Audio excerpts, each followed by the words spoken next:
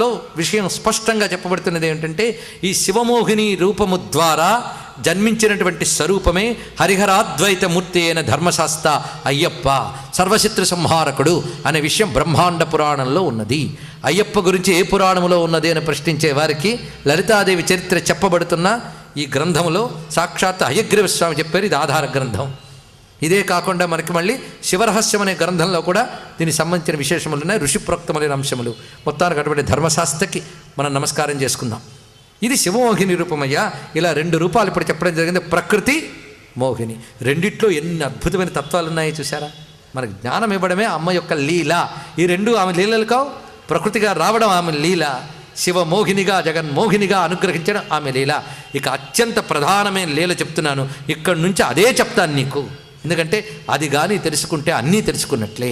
కనుక అమ్మ అంటే స్త్రీ, ఆ తల్లే మాతా మహారాజ్ఞి.